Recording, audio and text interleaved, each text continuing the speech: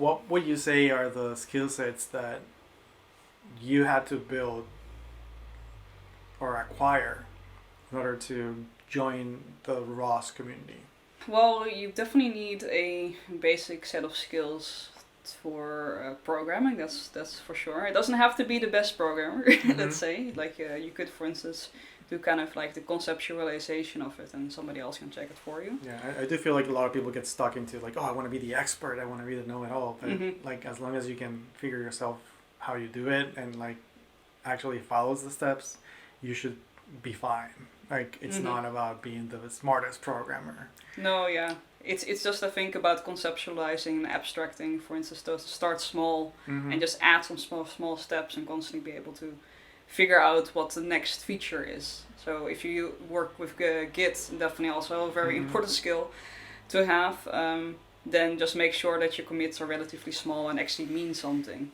So that kind of helps from a programming side of things. Yeah. In general, I would say, yeah, ROS kind of makes it easy to be kind of versatile. Either you can be very focused on one thing within the node, or you can be more the expert of the total system.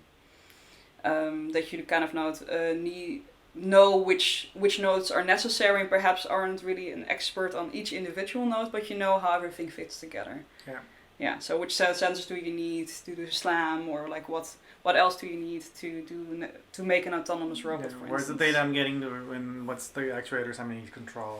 Yeah, exactly. And perhaps you don't know exactly how to write a embedded driver from scratch, but at least you know where to look for. Exactly. And that is kind of, I think, more of the roboticist that I am.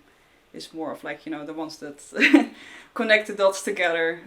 If I need to be a temporary expert in something, then I just have to kind of really look into it. But and that's kind of completely up to the person what they want to be, because everybody has different interests. Yeah, will you say that a roboticist, a modern roboticist, needs to wear many hats and have like a broader skill set, or would you think that you need to specialize really to shine or have a real career path in robotics? That is actually And then I feel weird saying this to a doctor, asking this to a doctor. So, what do you think is more true? Which of the statements? You have to specialize, or you just need to be able to adapt? I think adaptation is very important. Okay. Although it's like I'm a doctor, I should be a specialist in something. Yeah. But my specialization is robotics, which means that I'm kind of a jack of all trades still, even if I've done my PhD. It was actually quite interesting a few years ago when I was applying for jobs after my PhD.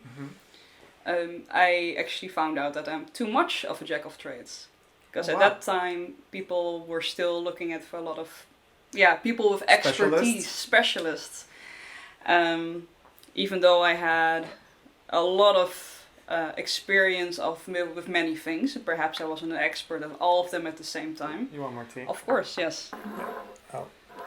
Here. Yeah, but then at that time it was still a bit of not seen as a strength, but more of as a weakness.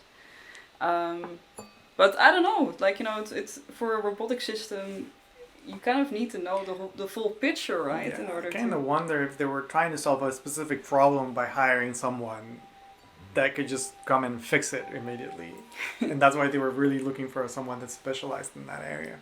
Well, the funny thing is that they were actually looking for somebody that can look at the system, but they still wanted you to be a complete expert at all of these elements. So it's more like a broken interview process? Yeah, I think so. Yeah, indeed. So...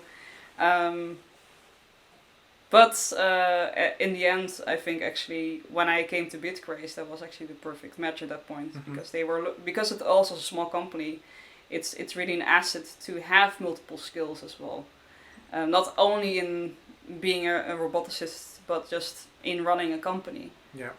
So I would be able to, like, if one of my colleagues that does sales or marketing for a while, I'll be able to take that over for a bit or things like that. So you kind of touch a lot of parts of what it means to run a business, from making prototypes into the actual selling product.